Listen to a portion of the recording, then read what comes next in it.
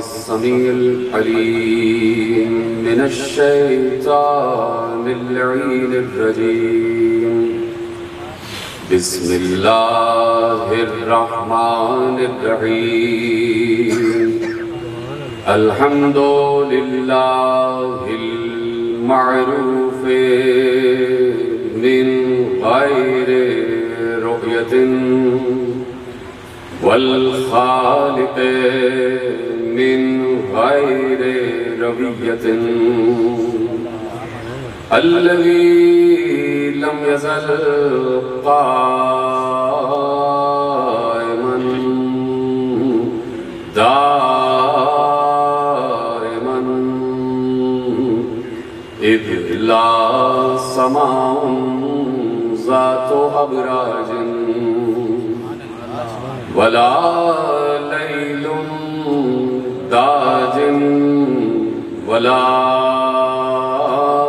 بحر ساج ولا أرض ذات مهاد ولا خلق ذو اعتماد. والصلاة والسلام والتحية والإكرام على نبي الرحمة وخازن المغفرة وقائد الخير والبركة ومنقذ العباد من الهلكة سيدنا ومولانا أبي القاسم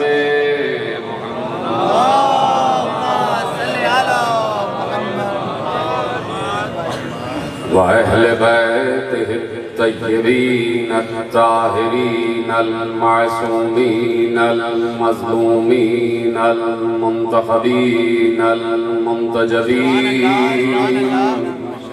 الذين أذهب الله عنهم الرجس وطهرهم تطهيرا.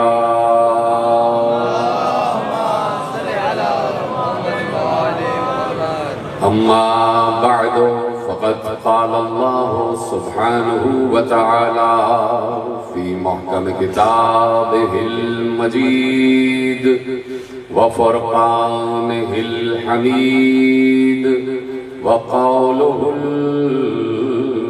الحق. بسم الله الرحمن الرحيم. الله ولي الذين آمنوا يخرجهم من الظلمات إلى النور. صلوات محمد وآل محمد. 1447 ہجری کے عشر ماہ محرم الحرام کی مرکزی امام بارگاہ دھوبی گھاٹ فیصل آباد میں آج پہلی مجلس میں ہمارا شریک ہے. مجالس کا عنوان معارف ولایت اللہ اور اسی عنوان پر انشاءاللہ ہم اور آپ باتیں کرتے رہیں گے. اور یہ جو معارف ولایت اللہ ہیں، اللہ کی ولایت کی معرفت، یہ اس وقت تک نہیں ہو سکتی جب تک اللہ کے بنائے ہوئے ولیوں کو نہ پہچان جائے. یہ ہماری تقریر کا عنوان ہے اور یہی مضمون رہے گا انشاءاللہ.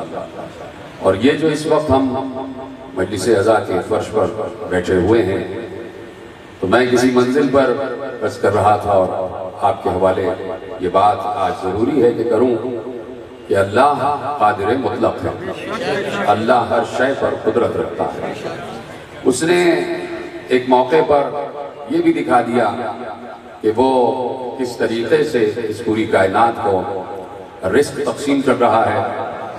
کسی نبی کو رزق تقسیم کر کے دکھایا کہ میں ایسے رزق تقسیم کرتا ہوں. کسی نبی کو تخلیق کر کے بتایا کہ میں ایسے خلق کرتا ہوں.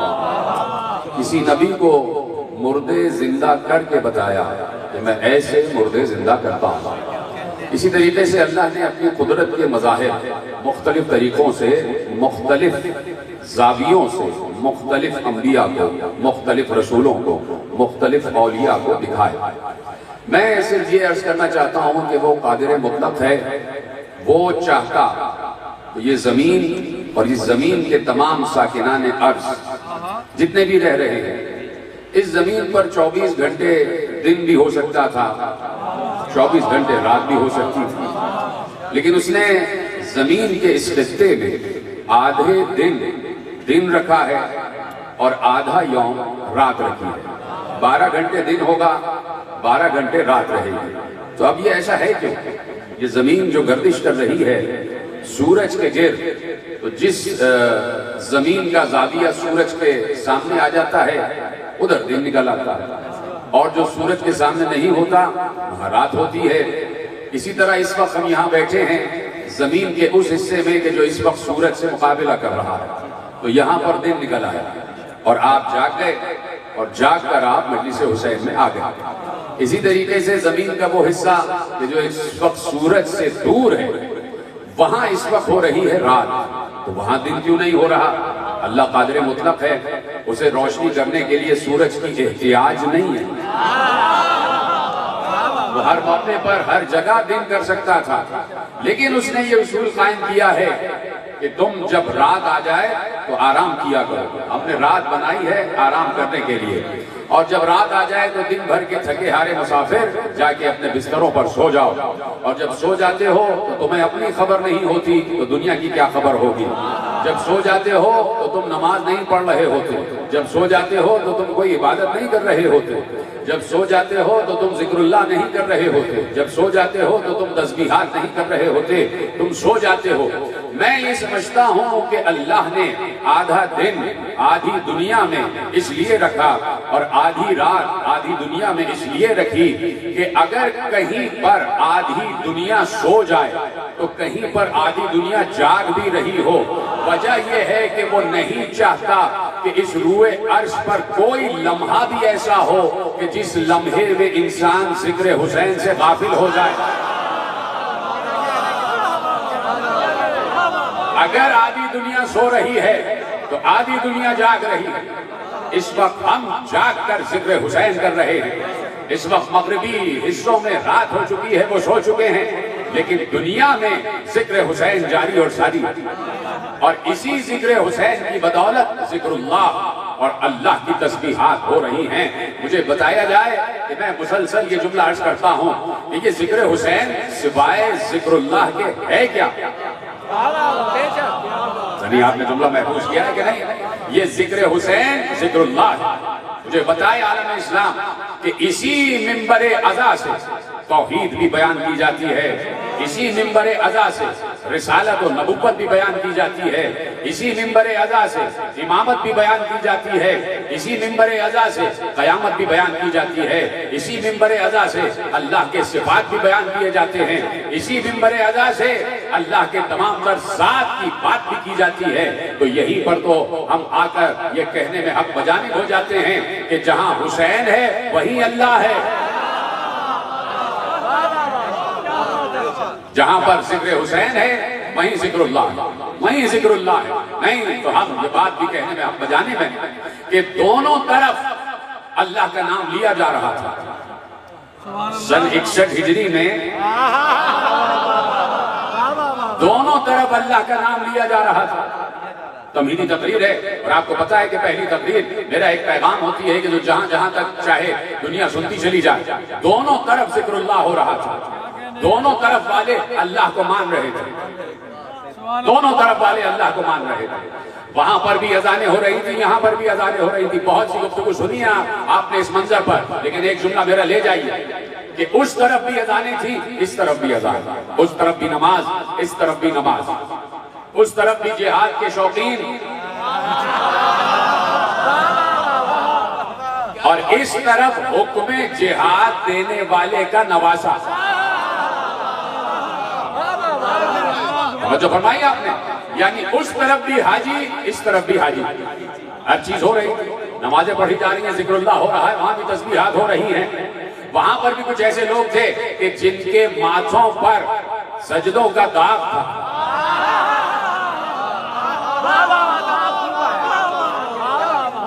اور یہاں پر بھی کچھ پیشانیاں ایسی تھیں کہ جن کے ماتھوں پر سجدوں کا سورج چمک رہا تھا. توجہ فرما رہے ہیں؟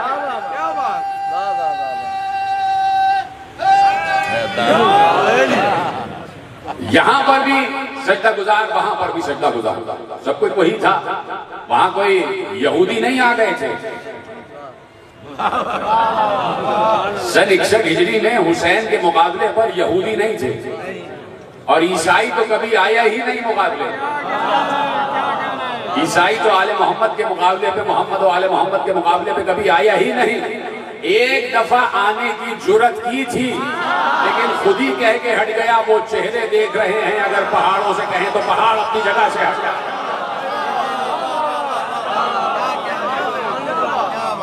یہودی ہمیشہ سے مسلمانوں کا مخالف رہا، رسول کا مخالف رہا. جا کے پڑھیے کہ جہاں لکھا ہوا ہے کہ رسول کی آمد سے پہلے ہی یہودی چونکہ اپنی کتابوں میں پڑھ چکے تھے نشانیاں پیغمبر آخر کی، تو اب رسول کی آمد سے پہلے ہی انہوں نے وہ انتظامات کیے ہوئے تھے کہ رسالت مآب اس دنیا میں نہ آ سکے، اور اگر آ جائیں تو ہمیں معلوم ہو جائے، اور جب معلوم ہو جائے تو ہم ان کو شہید کر دیں، اس دنیا سے ہٹا دیں. اس لیے کہ جب وہ آنے والا آئے گا تو یہودیت کا نام و نشان مٹ جائے گا. یعنی یہودیت کو اصل خطرہ محمدیت سے ہے. لیکن یہ سمجھے اس بات کو، یہودیت کو اصل خطرہ محمدیت سے ہے، اسے کسی اور سے خطرہ نہیں ہے. اسے یزیدیت سے خطرہ نہیں ہے، اسے حسینیت سے خطرہ ہے. اسے یزیدیت سے خطرہ نہیں ہے، اسے حسینیت سے خطرہ ہے، اسے محمدیت سے خطرہ ہے. تو وہ ہمیشہ پیغمبر آخر کے مقابلے پر آیا. تو اب جو حسین کے مقابلے پر آئے وہ بھی یہودی نہیں تھے، وہ بھی عیسائی نہیں تھے، وہ کوئی بتوں کو نہیں پوج رہے تھے. وہ علیحدہ بات ہے کہ اجازت ہے ایک آیت آپ کے حوالے کرنا چاہتا ہوں. اس منزل پر یہ آیت پڑھ دینا بالکل برمحل ہوگا کہ وہاں پر بت پرست نہیں تھے.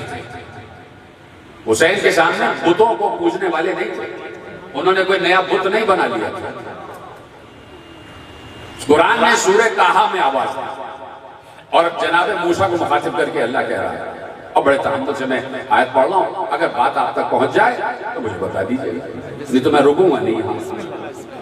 اس آیت پر میں رکوں گا، میں صرف ترجمہ آپ کے حوالے کروں گا. جو سمجھ جائیں گے ان کو میرا سلام. حضرت موسیٰ کو مخاطب کر کے جب جناب موسیٰ چلے گئے اور میقات کے لیے گئے 30 راتوں کے لیے اور 40 راتیں ہو گئیں، اس وقت اللہ نے جناب موسیٰ کو مخاطب کر کے کہا. اب موسیٰ قوم سے چلے گئے، قوم ادھر ہے اور موسیٰ دور. موسیٰ قوم میں نہیں، قوم کو چھوڑ کر چلے گئے اللہ کے بلانے پر. چاہے 40 دن ہی کے لیے کیوں نہ گئے تو 30 دن کے لیے، لیکن اللہ نے 10 راتیں اور بڑھا دی تو 40 دن ہی کے لیے کیوں نہ گئے. ایک بار جب چلے گئے تو ایک بار اللہ نے کہا قَالَ فَإِنَّا فَتَنَّا قَوْمَكَ مِن بَعْدِكَ فَأَزَلَّهُمُ السَّامِرِيُّ. کہا کہ اے نبی، ترجمہ کر رہا ہوں، اے نبی موسیٰ تم جب چلے گئے نا، تمہارے جانے کے بعد ہم نے تمہاری قوم کا امتحان لیا اور سامری نے ایک بچڑا بنا لیا.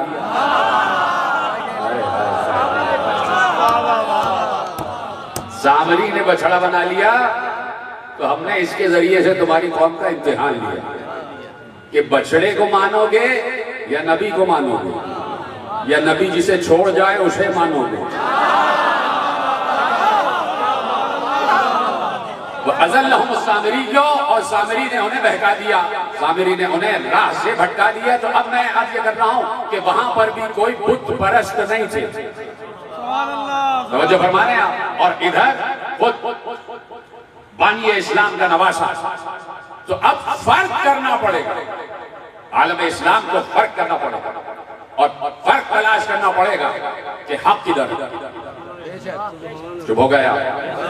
دونوں طرف 61 ہجری میں نمازیں ہیں، روزے ہیں، حج ہیں، زکوٰۃ دینے والے ہیں، جہاد کرنے والے. تو اب دیکھنا پڑے گا کہ حق کس طرف.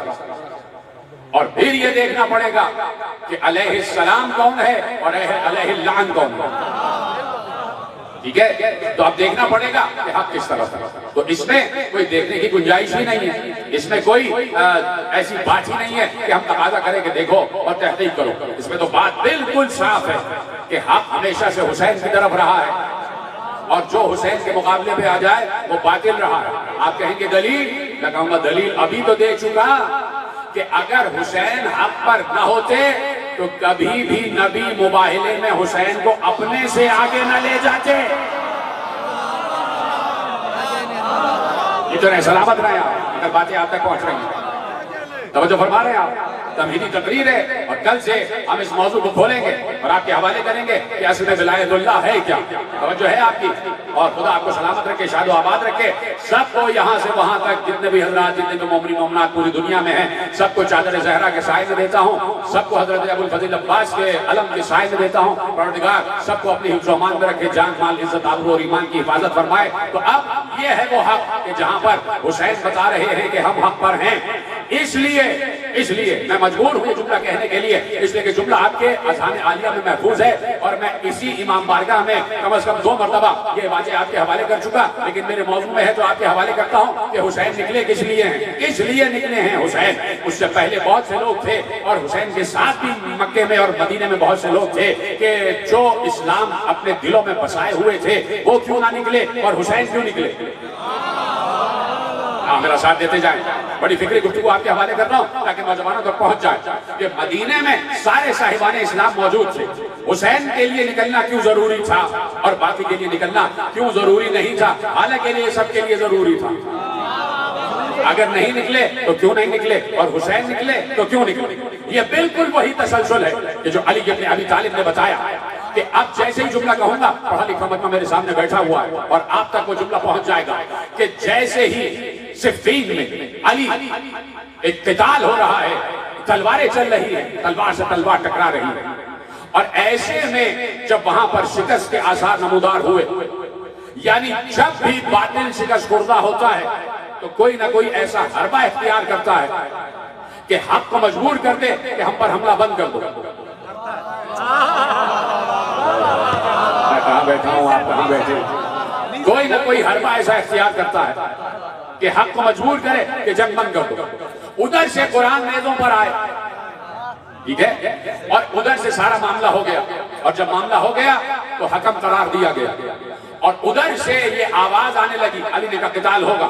ادھر سے آواز آ رہی تھی کہ لا حکم الا للہ ولا امر الا للہ. اللہ کے علاوہ کوئی حکم نہیں دے سکتا، اللہ کے علاوہ کوئی امر نہیں دے سکتا. تو سب نے کہا یا علی، دیکھیے یہ کہہ رہے ہیں یہ اللہ کو مانتے، اور یہ کہہ رہے ہیں کہ حکم صرف اللہ کا، امر صرف اللہ کا.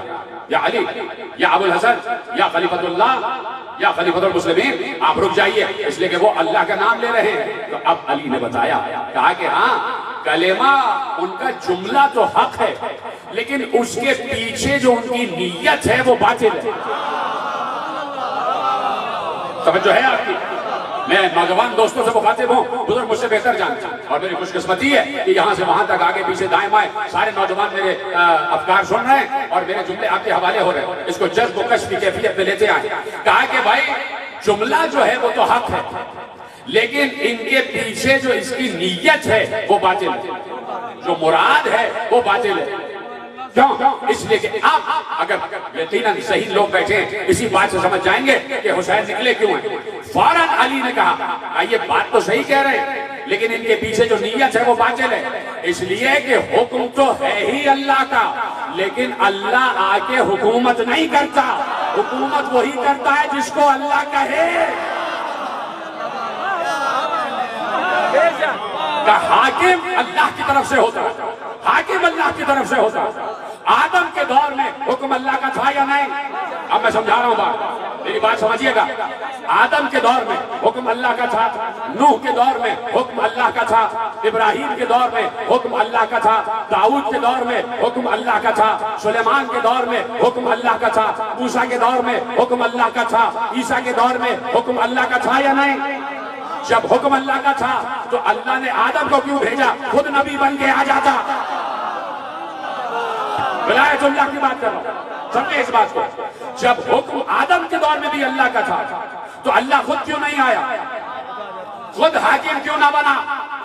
کیوں کہا تم میرے سبارڈینیٹ تھے؟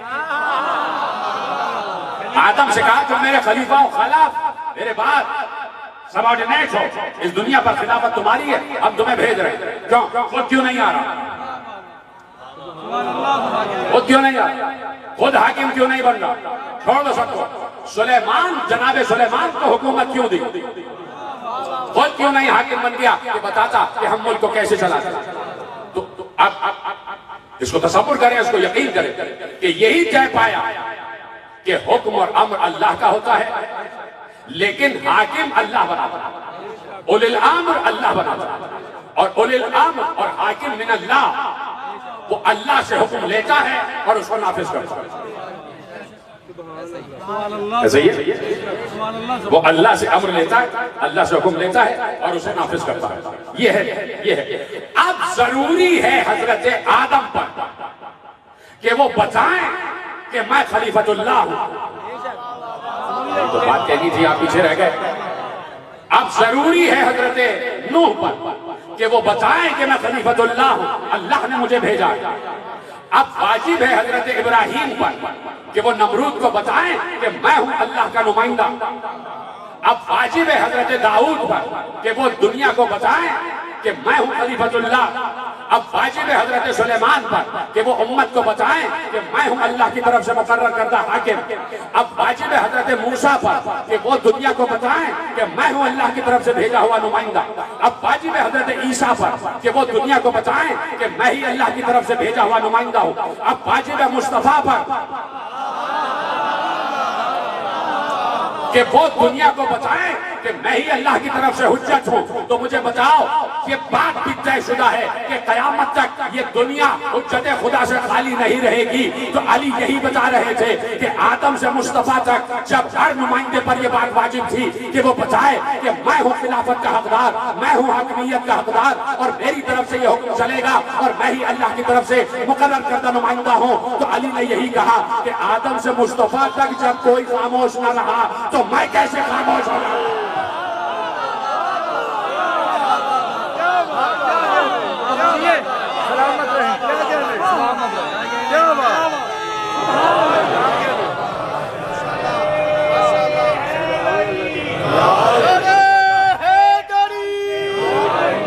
نگاہ بے دید رہتی ہے، بلائے آل سے خالی نگاہ بے دید رہتی ہے. سخی شبیر کے در پر غموں کی عید رہتی ہے. اور اگر اللہ سے ملنا ہے تو پھر شبیر کو ڈھونڈو، اگر اللہ سے ملنا ہے تو پھر شبیر کو ڈھونڈو. کیوں؟ جہاں شبیر رہتے ہیں وہی توحید رہتی ہے. حق نعرہ حیدری. تو جو ہے علی بھی یہ کہہ رہے ہیں کہ مجھے یہ بتانا ہے کہ حاکمیت میری ہے، حاکمیت میری ہے، حکم اللہ کا ہے، حاکم میں ہوں. یہ علی اس لیے نہیں چاہ رہے تھے کہ خدا نخواستہ علی کو کوئی طمع اور حرص تھی خلافت کی، یا حاکمیت کی طمع و حرص یا لالچ تھی کہ مجھے حکومت مل جائے. نہیں، وہ حکومت لے کے کیا کرے گا کہ جس کو لوگ خدا بنانے پہ تیار تھے اور اس نے خدا بننے سے انکار کر دیا.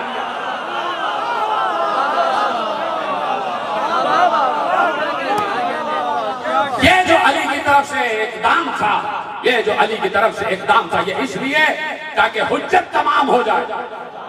سمجھیں اس بات کو، تاکہ حجت تمام ہو جائے. کل کو کوئی یہ نہ کہے کہ ہمیں اگر اللہ کا نمائندہ بتاتا تو ہم اس کے ساتھ ہو جاتے، ہمیں کوئی اللہ کا نمائندہ بتاتا تو ہم اس کے ساتھ ہو جاتے. تو اب اس لیے حسین نکلے، تو سمجھئے ان کو میرا سلام، اس لیے حسین نکلے تاکہ بتائیں کہ حاکمیت ہماری ہے. اللہ نے ہمیں حاکم چنا، اللہ نے ہمیں اپنا نمائندہ چنا ہے. ہم اللہ کی طرف سے منصوص ہیں، ہم اللہ کی طرف سے مخصوص ہیں. اس لیے حسین نے اقدام کیا. اور جب پہنچے ہیں تو اب وہ مباہلے کا منظر سامنے ہے. مباہلے کا منظر سامنے، ادھر حسین ہے اور ادھر اگر حسین ہے تو اکیلے حسین نہیں ہے. حسین منیت رسول کی منزل پر ہیں. کہاں بیٹھے ہیں؟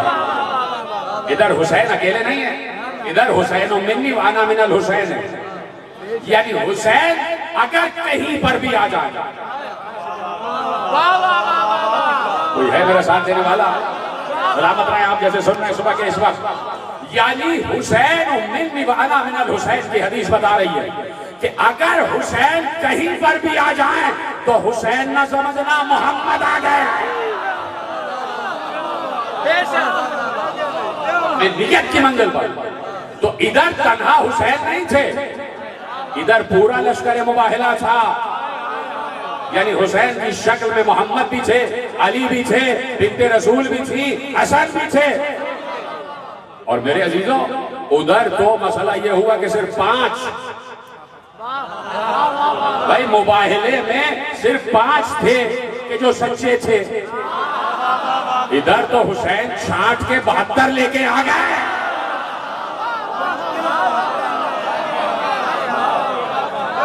جو فرما رہے ہیں تو اب ادھر ایک مباہلے کا منظر کہ حسین آ گئے اور حسین نے میدان جہاد میں شیشہ پلائی ہوئی دیوار کی طرح مضبوط ہو کر.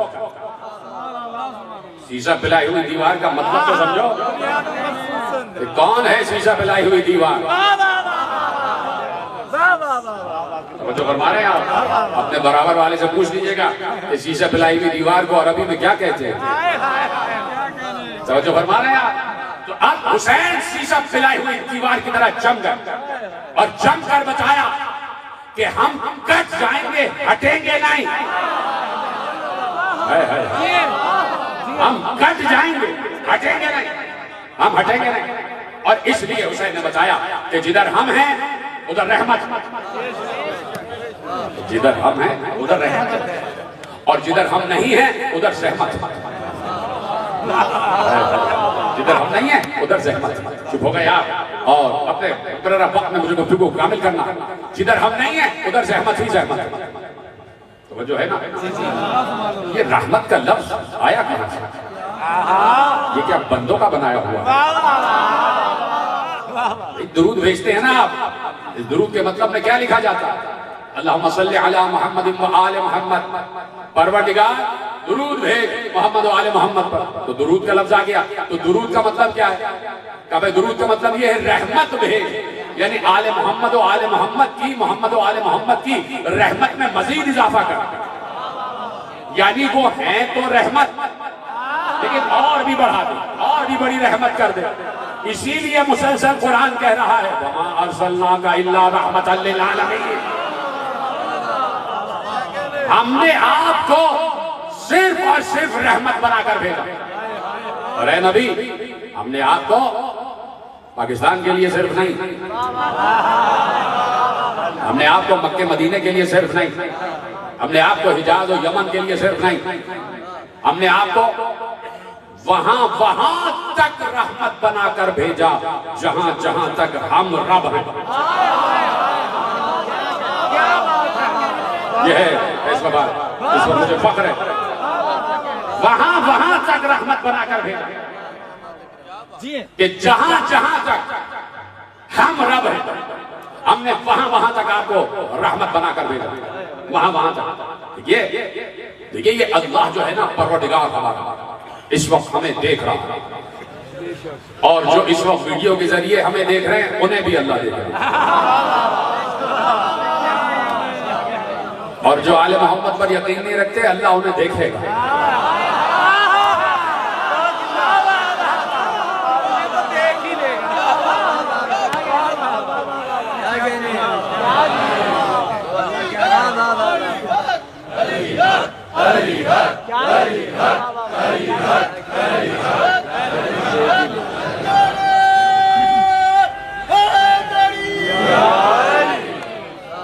توجہ ہے نا آپ کی؟ اس وقت پوری کائنات اس کے مشاہدے میں وہ سب کو دیکھ رہا اور مسلسل دیکھ رہا. کہیں بھی اس کی نظر ادھر ادھر نہیں ہٹی. حالانکہ ہماری طرح کی اس کی نگاہ نہیں، ہماری طرح کے کان نہیں ہیں، لیکن سنتا علیم ہے، سب سے زیادہ علم رکھتا ہے، بس علم ہی وہ رکھتا ہے، بلکہ وہ علم رکھتا نہیں، وہ ہے ہی علم۔ اس میں بات ہوگی آگے آنے والی۔ سمیع بھی ہے اور علیم بھی، ہر بات کی خبر رکھتا ہے، ہر بات کا علم رکھتا ہے، ہر بات سنتا ہے، جب سنتا ہے تو دیکھتا بھی ہے۔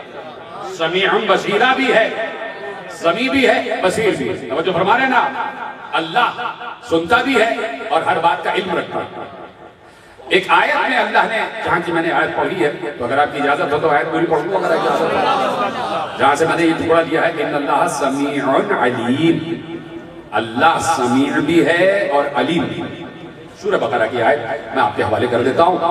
اللہ نے کہا کتب علیکم، جو لفظ ہے نا کتب علیکم، یہ کئی مقامات پر آیا۔ جب آ جائے کتب علیکم، اس کا مطلب ہے ہم نے واجب قرار دیا۔ کتب علیکم الصیام، ہم نے تم پر روزوں کو واجب قرار دیا۔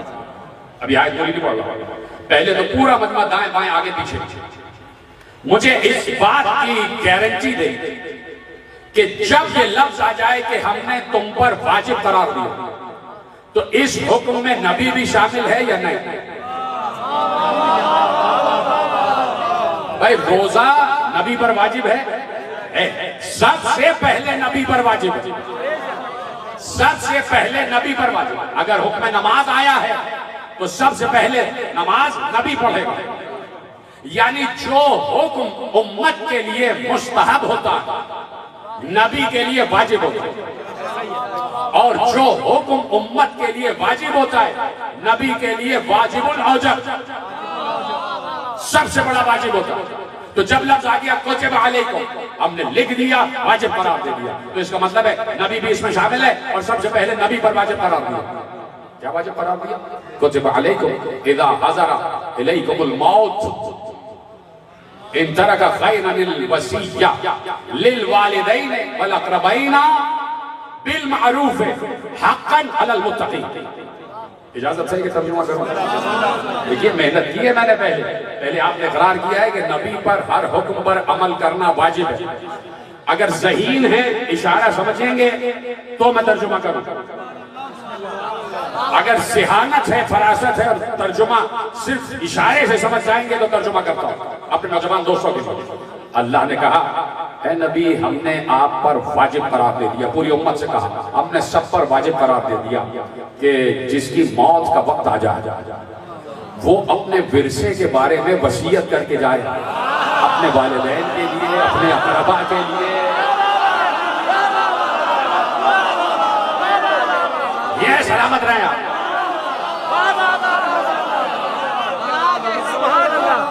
جدھر ہے سلامت رہے۔ آپ نے میری مشکل آسان کر دی کہ جو بھی تم میں سے ہے وہ جب اس کی موت کا وقت قریب آ جائے تو وہ اپنے ترکے کے بارے میں وصیت کرے۔ وصیت واجب ہے، جب امت پر واجب ہے تو نبی پر اوجب ہے، تو جب نبی پر اوجب ہے تو مجھے دکھانا پڑے گا امت کو کہ نبی نے وصیت کس کے لیے کی ہے، تو جس کے لیے وصیت کرتا ہے اسی کو تو وصی کہتے ہیں۔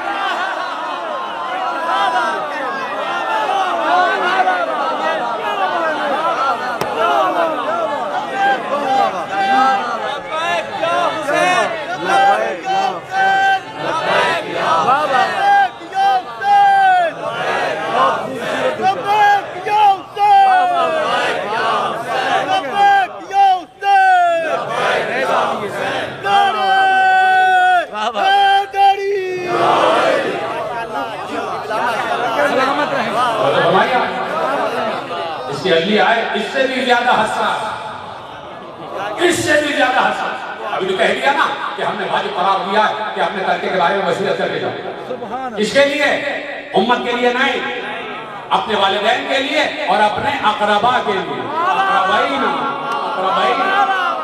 اپنے اقربا کے لیے، اقربا جمع، اقربائین جمع، اور جب جمع کا واحد ہوگا تو قربا، جب جمع کا واحد ہوگا تو قربا۔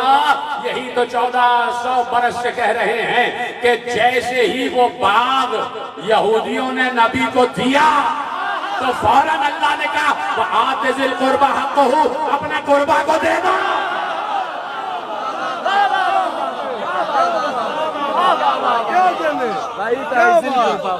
جو فرمایا جو فرمایا نا آپ نے. اب اس کے بعد کیا فَمَنْ بَدَّلَهُ، واہ واہ واہ، فَمَنْ بَدَّلَهُ، اور جس نے اس حکم کو بدلا من بعد ما سمعه، جبکہ وہ اس کو سن چکا ہو، فَإِنَّمَا اسْمُهُ عَلَى الَّذِينَ يُبَدِّلُونَهُ. ہاں، پھر اس حکم کی تبدیلی کا گناہ اسی کی گردن پر آئے گا جس نے حکم بدلا. اللہ اکبر. اب اللہ کہتا ہے ان اللہ سمیع علیم. آپ سمجھے کہاں پہ اللہ نے کہا ہے میں سنتا بھی ہوں اور سب مجھے علم ہے کہ کون کیا کر رہا ہے، کون کیا کر رہا ہے. توجہ فرما رہے ہیں آپ. تو اللہ سمیع بھی ہے اور اللہ بصیر بھی اور اللہ علیم بھی. اور جب علیم کی بات آئی تو اللہ کہتا ہے بِكُلِّ شَيْءٍ عَلِيمٍ. اللہ ہر شے کا علم رکھتا ہے، ہر شے کا علم رکھتا ہے. جو تم چھوڑ رہے ہو اس کا بھی علم، جو تم لے کے جا رہے ہو اس کا بھی علم، جو تمہارے پاس ہے اس کا بھی علم. ہر علم اللہ کے پاس ہے. تو اللہ کہتا ہے کہ دیکھو ہمارے تمام اوامر، ہمارے تمام احکامات پر عمل کرتے جاؤ. تمہیں پھر عزت تلاش کرنے کی ضرورت نہیں ہے، عزت تمہیں ڈھونڈتی بھی آ جائے. ایسا ہی ہے. ذہین رکھنا بیٹھا ہے. میں نے تو جملہ اتنا بڑا کہہ دیا ہے، کاش کہ ہم اور آپ بھی اندر جو دل میں اور جو ذہنوں میں بعض چیزیں جاگ رہی ہوتی ہیں وہ اگر پڑھ لیتے تو آپ اس وقت سرشار ہو جاتے کہ میں کہاں پر ہوں. لیکن کچھ چیزیں اشاروں میں ہی بیان کی جاتی ہیں، اشاروں ہی میں بیان کی جاتی ہیں، تو اشارے ہی سمجھا کریں. توجہ فرمائیے آپ. بیٹا بس صحیح ہے بیٹا، ٹھیک ہے پڑھن تو باپ. توجہ فرمائیے آپ. بیٹھ جاؤ کہ بھائی کچھ چیزیں اشاروں ہی سے سمجھی جاتی ہیں. توجہ فرما رہے ہیں، میری طرف رہیے گا. تو اللہ یہ کہتا ہے کہ تم ہمارے ہر امر پر عمل کرو، ہر امر پر عمل کرو، ہر حکم پر عمل کرو، تو عزت تمہارے پیچھے آئے. تمہیں عزت تلاش کرنے کی ضرورت نہیں. ادھر جاؤ ادھر جاؤ، عزت کیسے ملے گی کیسے ملے گی. قارون بن جاتے، قارون بن جاتے عزت ملے گی. اچھا نہیں مل رہی، دولت جمع کرتے عزت نہیں مل رہی، مال جمع کرتے عزت نہیں مل رہی. یعنی انسان یار تو کی مسئلہ. نیچے جاؤ، اس کو ہٹاؤ، چلو نیچے جاؤ. بات کر دیا.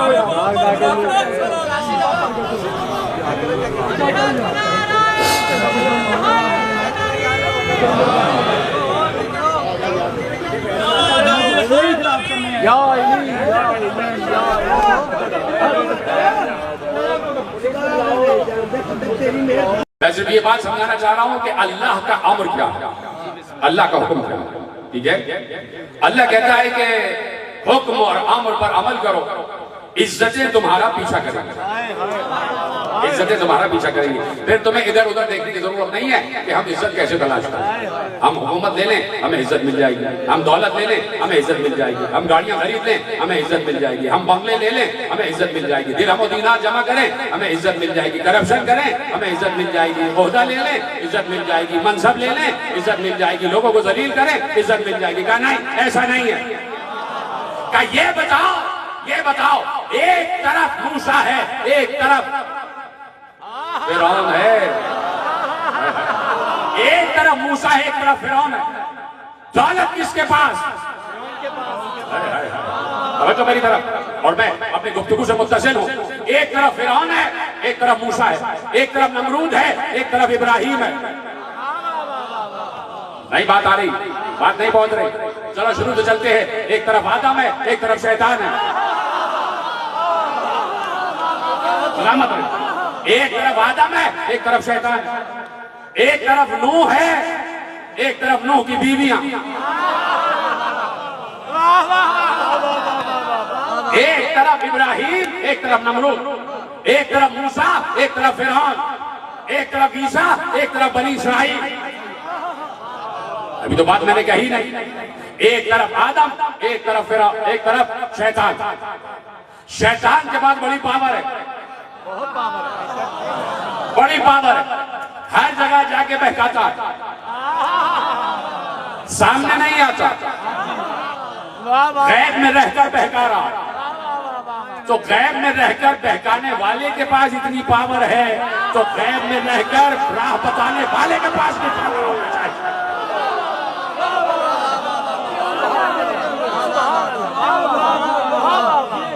بھائی یہ سارا علم اللہ نے اسے دیا، اختیار دے دیا تجھے. چاہے جتنا بہکا سکتا ہے بہکا لے. لوگوں کے نطفوں میں شامل ہو جا، لوگوں کے خون میں شامل ہو جا، صراط مستقیم پر بیٹھ جا، دائیں بائیں آگے پیچھے سب جگہ سے بہکاتا رہے، وسوسے ڈالتا رہے. ٹھیک ہے، یہ سب اللہ نے اس کو اجازت دے دی، اذن دے دیا. اسی کے حکم سے، اسی کے اذن سے آج وہ پاور لیے ہوئے ہیں. تو غیب میں رہ کر راہ بتانے والے کے پاس بھی وہی پاور ہے. اس طرح وہ بہکاتا ہے، اسی طرح یہ راہ بتاتا ہے. آدم اور شیطان، نوح اور قوم نوح، ابراہیم اور نمرود، موسیٰ، فرعون، عیسیٰ، بنی اسرائیل. تو اب آدم کے پاس علم، شیطان کے پاس بہکانے کی پاور، عزت کس کے پاس؟ صاحب عزت کون؟ تو معیار کیا ہے کہ آدم پر سلام، شیطان پر لعنت. کہاں بیٹھے ہیں آپ؟ یعنی جو صاحب عزت ہوتا ہے اس پر سلام ہوتا ہے، وہ علیہ السلام ہوتا ہے. اور جو صاحب عزت نہیں ہوتا وہ علیہ اللعن ہوتا. تو اب آدم علیہ السلام، شیطان علیہ اللعن. شیطان کے پاس عزت نہیں ہے، کوئی شیطان کی عزت نہیں کرتا. حد تو یہ ہے کہ حاجی بھی جا کے پتھر مارتے ہیں. اب مجھے نہیں بتا وہاں کتنے شیطان ہیں.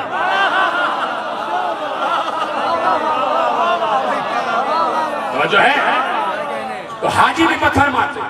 یعنی حاجی جن کے سارے گناہ معاف ہو چکے ہوتے وہ بھی شیطان کو ذلیل سمجھتے ہیں. تو جب حاجی کسی کو ذلیل سمجھے تو وہ صاحب ذلت ہی ہوگا نا. تو شیطان صاحب ذلت، آدم صاحب عزت، نوح صاحب عزت، قوم نوح صاحب ذلت. حضرت ابراہیم کے پاس عزت، نمرود کے پاس دولت. تو نمرود دولت مند ہوتے ہوئے بھی صاحب عزت نہیں ہے، اور ابراہیم غریب ہوتے ہوئے صاحب عزت. موسیٰ صاحب عزت، فرعون ذلت والا. حالانکہ فرعون کے پاس ساری دولت موجود، حکومت موجود، حکومت موجود، حکومت موجود، حکومت موجود، حکومت موجود، لیکن اس کے باوجود فرعون صاحب عزت نہیں، صاحب عزت نہیں. اسی طرح عیسیٰ صاحب عزت، بنی اسرائیل صاحب ذلت. اب آ جاؤ، عزت کا معیار آگے بڑھ رہا، عزت ختم نہیں ہو رہی. اس لیے کہ آدم سے لے کے عیسیٰ تک اللہ نے یہ اعلان نہیں کیا تھا، لیکن جب مصطفیٰ کی بات آئی تو اللہ نے اعلان کیا وَلِلَّهِ الْعِزَّةُ وَلِرَسُولِهِ وَلِلْمُؤْمِنِينَ وَلَكِنَّ الْمُنَافِقِينَ لَا يَعْلَمُونَ. آگے سنو، عزت اللہ کے لیے ہے، یا اللہ کے لیے ہے یا مصطفیٰ کے لیے. جتنے سلامت رہے ہیں. بات بالکل تقریر آخری مرحلے میں داخل ہو گئی. یا تو عزت اللہ کے لیے ہے یا اس کے رسول کے لیے، تیسرے کے لیے بھی. اور وہ تیسرے ہیں مومنین. وَلِلَّهِ الْعِزَّةُ وَلِرَسُولِهِ وَلِلْمُؤْمِنِينَ وَلَكِنَّ الْمُنَافِقِينَ لَا يَعْلَمُونَ. کہا کہ عزت اللہ کے لیے ہے، اس کے رسول کے لیے ہے اور مومنین کے لیے. عزت اللہ کے لیے، اس کے رسول کے لیے اور مومنین کے لیے. ابھی روکتا ہوں، ابھی آگے بڑھوں گا، اس آیت کو یہیں پر روکتا ہوں، پلٹوں گا واپس. عزت رسول کے لیے، تو مصطفیٰ صاحب عزت. اب تم مجھے بتاؤ مصطفیٰ کے مقابلے پہ کون کون آیا؟ ابو جہل ذلت والا، ابو لہب ذلت والا، اور جتنے پیغمبر کے سامنے آ گئے سب کے سب صاحب ذلت.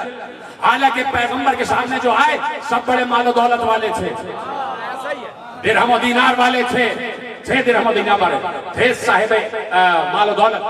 لیکن عزت جناب مصطفیٰ کے پاس. عزت مصطفیٰ کے پاس، عزت مصطفیٰ کے پاس، ذلت ابو جہل کے پاس. چلو اب دوبارہ سے چلتا ہوں. عزت آدم کے پاس، ذلت شیطان کے پاس. عزت نوح کے پاس، ذلت قوم نوح کے پاس. عزت ابراہیم کے پاس، ذلت نمرود کے پاس. عزت موسیٰ کے پاس، ذلت فرعون کے پاس. عزت عیسیٰ کے پاس، ذلت بنی اسرائیل کے پاس. عزت مصطفیٰ کے پاس، ذلت ابو جہل کے پاس. عزت علی کے پاس، ذلت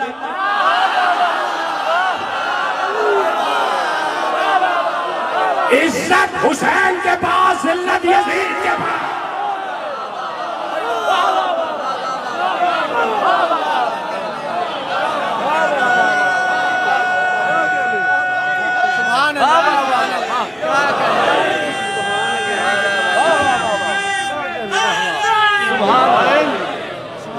توجہ فرمائیے.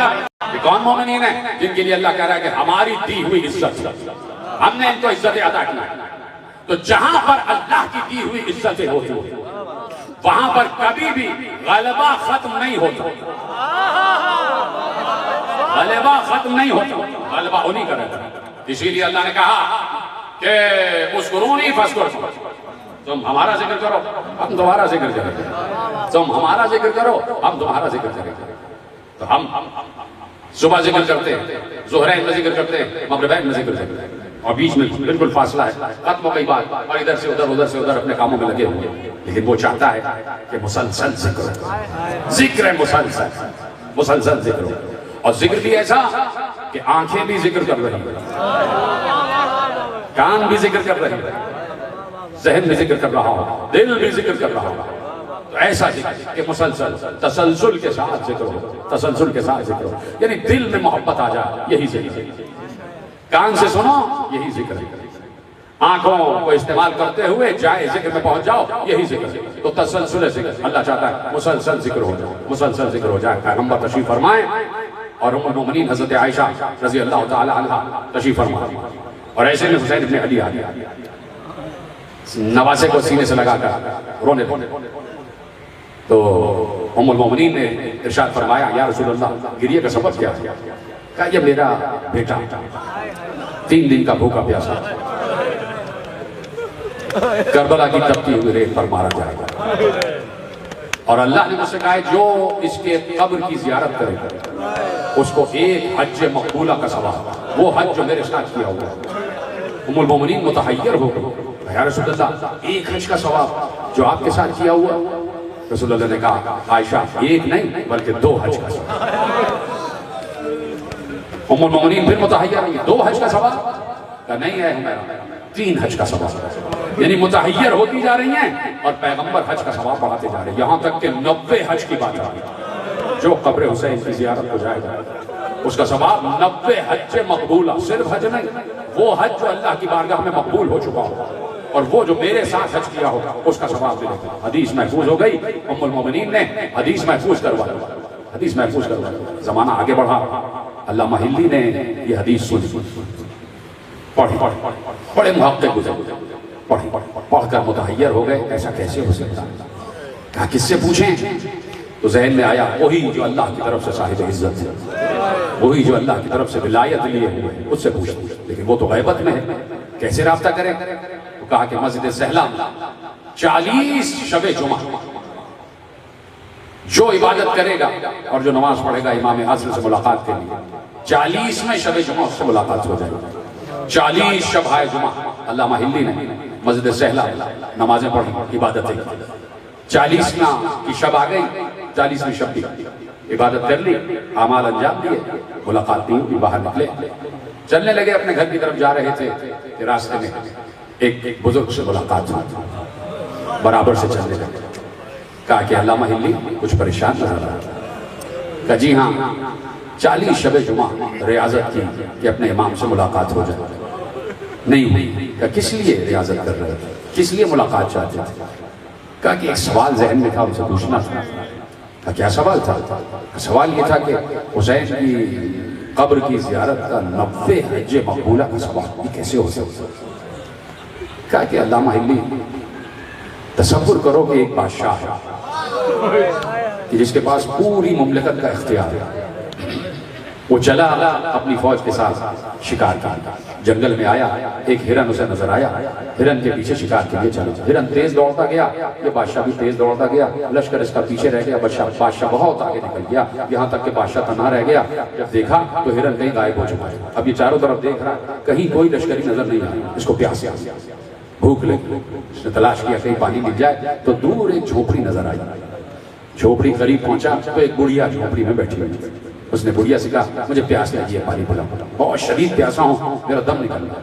بڑھیا نے کہا پانی تو نہیں ہے، میرے پاس ایک بکری ہے، اس بکری سے دودھ نکال کے تمہیں دیتی ہے۔ اس نے بکری سے دودھ نکالا، ایک جامع شیر اس بادشاہ کو دیا، بادشاہ نے وہ جامع شیر پی لیا، کہ مجھے بھوک لگ رہی ہے، کہ میرے پاس کچھ نہیں ہے، یہ ایک بکری ہے تمہارے لیے ذبح کر دیتی ہے۔ اس کا سارا مال و متاع ایک بکری تھی، اس نے وہ ذبح کی اور بادشاہ کو کھلا دیا۔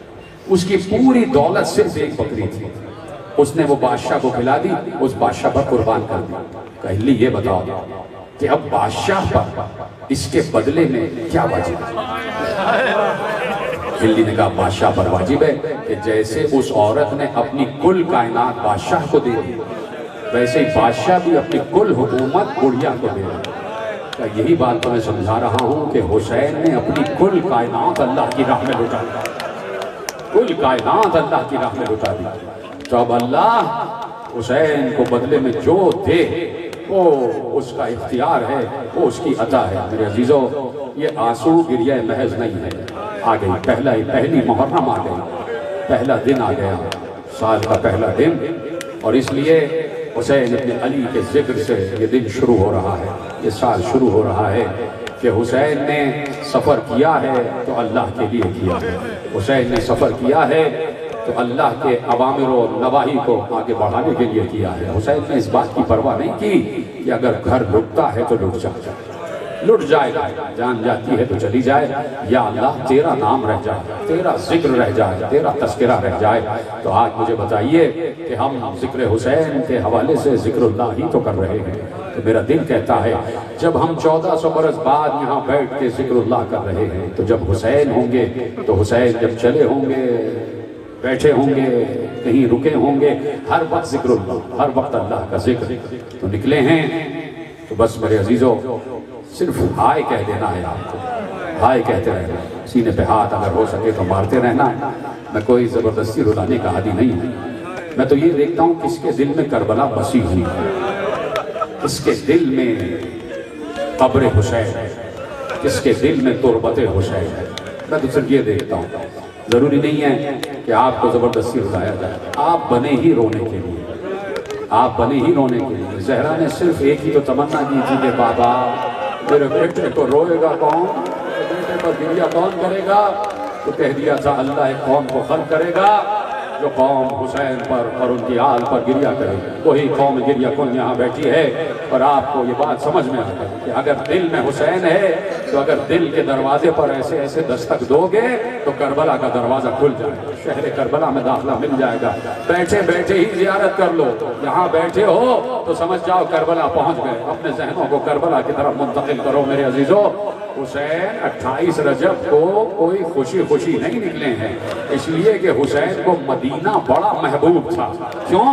اس لیے کہ حسین کے محبوب نانا وہاں رہتے تھے، حسین کے نانا کی قبر تھی، روز حسین آتے تھے، اپنے نانا کی قبر پر سلام کے لیے آتے تھے، نماز پڑھنے کے بعد نانا کی قبر پر سلام کرتے۔ تو یہ کیسے ہو سکتا ہے کہ آج 28 رجب کو رخصت ہو رہے ہیں تو نانا کو سلام نہ کریں؟ حسین چلے، نانا کو الوداع کہا، لکھا یہ ہے کہ اتنا روئے کہ غش آ گیا، حسین کی آنکھیں بند ہو گئیں، حسین غش کھا کر وہیں گر پڑے۔ خواب میں دیکھا رسول اللہ حسین کو لپٹائے ہوئے ہیں اور کہہ رہے ہیں حسین وعدہ نبھانے کا وقت آ گیا، حسین جس چیز کا وعدہ تھا اس کو نبھانے کا وقت آ گیا۔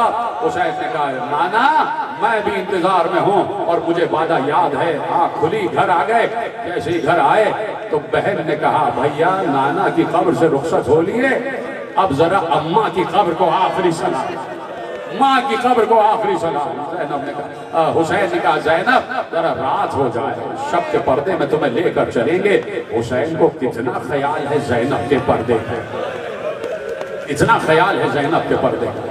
جو اس جملے کو سمجھ گئے انہوں نے ہائے کیا ہے، انہوں نے ہائے کہا ہے، اتنا خیال ہے زینب کے پردے پہ۔ چلے بہن کو لے کر چلے، بہنوں کو لے کر چلے، جوانان بنی ہاشم کے جھرمٹ میں چلے، اور آگے آگے عباس کہتے ہوئے جا رہے ہیں حجاب پردہ کرو، علی کی بیٹی آ رہی ہے، حسین کی بہن آ رہی ہے، میری آقا زادی آ رہی ہے۔ مجال ہے کسی کی کہ کوئی باہر رہ جائے کہ جب عباس کہہ رہے ہو شکل علی، ہم صورت علی کہہ رہا ہو علی کے لہجے میں کہ میری بہن آ رہی ہے، میری آقا زادی آ رہی ہے، پردے دکانوں کے گر گئے، چراغ بجھ گئے، بیویاں چلیں حسین کے جلوں میں چلیں، جیسے ہی زینب کی نگاہ اپنی اماں کی قبر پر پڑی۔ کسی بیٹی سے پوچھنا، خدا سب بیٹیوں کے سروں پر ماں کا سایہ سلامت رکھے، لیکن کسی کی ماں بچھڑ گئی ہو، چلی گئی ہو، اور وہ بیٹی جب ماں کی قبر پر پہنچتی ہے تو بیٹی اسے قبر نہیں سمجھتی، بیٹی سمجھتی ہے کہ ماں بیٹھی ہوئی ہے۔ زینب نے اپنے کو قبر زہرا پر گرایا، لپٹا لیا قبر کو، اور ایک بار رخسارہ قبر زہرا پر رکھ کر کہا اماں زینب کا آخری سلام، اماں زینب کا آخری سلام، اماں اب میں کل سے تمہاری قبر پر چراغ جلانے نہ آ سکوں گی، اس لیے کہ اماں تم نے مجھ سے 3 جمادی الثانی کو وعدہ لیا تھا کہ زینب مجھ سے وعدہ کرو جہاں حسین جائیں گے وہاں جاؤ گی، اماں آج وعدہ نبھا رہی ہوں، کل میرا ماں جایا مدینہ چھوڑ رہا، اماں کل میں حسین کے ساتھ مدینے سے رخصت ہو جاؤں گی، اور اماں میں وعدہ کرتی ہوں کہ اگر موقع ملا تو واپس آؤں گی، پھر تمہاری قبر پر چراغ جلاؤں گی اور روداد سفر بیان کروں گی۔ بس بی بی فضہ کہتی ہیں سن لینا جملہ، میں نے بھی سینے پہ ہاتھ رکھا، ذرا تم میں بھی زحمت ہوگی سینے پہ ہاتھ رکھ لو، ہاں میں چاہتا ہوں سب سینے پہ ہاتھ رکھے۔ ایک بار جیسے ہی فضہ کہتی ہیں کہ جیسے ہی یہ بچے قبر زہرا سے اٹھے الوداع کر کے مڑے، ابھی مڑے نہیں تھے کہ قبر زہرا لرز رہی تھی، آواز آئی اے میرے بچوں اپنے کو تنہا نہ سمجھنا، جہاں جہاں تم جاؤ گے یہ اجڑی ہوئی ماں ساتھ جائے گی، یہ اجڑی ہوئی ماں پیچھے پیچھے جائے گی۔ بس آخری جملہ سن لینا میرے عزیزوں، تیاری ہو رہی ہے، 28 رجب آ گئی، کہا علی اکبر، عباس اور محمد، قاسم سامان سفر تیار کرو، سامان سفر تیار ہو گیا، اونٹ تیار ہو گئے، سامان بار ہو گیا، مشکیزیں بار ہو گئے، قناتیں بار ہو گئیں، سارا سامان سفر بار ہو گیا، اور ایک بار اب ناکے لائے گئے، اب ہماریاں لائی گئی، مجھے نہیں پتا رو گے یا چپ رہو گے، مجھے اس سے کوئی غرض نہیں ہے، اس لیے کہ میں کہتا ہوں کہ میں اپنے لیے مصائب پڑھ رہا ہوں اور کچھ ارواح یہاں آئی ہوئی ہیں ان کے لیے مصائب پڑھ رہا ہوں، بس ان تک یہ جملے پہنچ جائیں، اگر تم بھی شامل ہونا چاہو تو ہو جاؤ، اگر تمہاری آواز بھی ملائکہ کی آواز میں مل جائے تو تمہاری یہ خوش قسمتی ہوگی۔ ایک بار ہماریاں آنے لگی، ہاں ہماریوں پر پردے پڑے ہوئے تھے، کجاوے لگے ہوئے تھے، ہماریاں بسط شان آ کر بیٹھنے لگی، در دولت کا پردہ اٹھا، راوی کہتا میں نے دور سے دیکھا ایک بی بی برآمد ہوئی، در دولت کا پردہ اٹھا، ایک 18 برس کے کڑیل جوان نے اس بی بی کا شانہ پکڑا، ہماری میں بٹھایا، میں نے پوچھا یہ کون؟ کسی نے بتایا، کسی کنیز نے، یہ مادر علی اکبر ام لیلہ کی سبب۔ ایک 13 برس کا بچہ آگے بڑھا، ایک بی بی کا ہاتھ تھام کر ہماری میں بٹھایا، ہماری کا پردہ گرا، پوچھا یہ کون؟ کہا مادر قاسم ام فروا کی سوال۔ کہا اسی طرح بیبیاں آتی گئیں، ان کے وارث انہیں ہماریوں میں بٹھاتے گئے۔ ایک بار حسین کرسی ڈالے ہوئے پورا سامان سفر کا جائزہ لے رہے تھے، ایک بار در دولت کا پردہ ہٹا، کچھ کنیزیں دوڑتی ہوئی آئیں، حسین کے کان میں کچھ کہا، جیسے کیا سن رہے ہو؟ جیسے ہی حسین نے سنا، حسین استادہ ہو گئے، کھڑے ہوئے، آگے بڑھے، جب حسین آگے بڑھے سارے جوانان بنی ہاشم آگے بڑھے، حسین نے گھر کا پردہ ہٹایا، ایک بلند قامت کی بی بی آگے بڑھی، حسین نے شانہ تھاما، اون محمد آگے بڑھے، ہماری کا پردہ ہٹایا، ایک بار عباس تو زانو ہو کے بیٹھے، علی اکبر نے نالین اتارے، اس بی بی نے عباس کے زانو پر اپنے قدم رکھے، حسین نے سہارا دے کر ہماری پر اس بی بی کو سوار کرایا، پردہ گرا، راوی کہتا میں کانپ گیا، کسی کو ایسے سوار نہ کرایا جیسے اس بی بی کو سوار کرایا۔ میں نے پوچھا یہ کون؟ آواز آئی علی کی بیٹی زینب۔ ارے آج 28 رجب زینب ایسے سوار ہوئی، 11 محرم، سر پر چادر نہیں، ہماریاں نہیں، کجاوے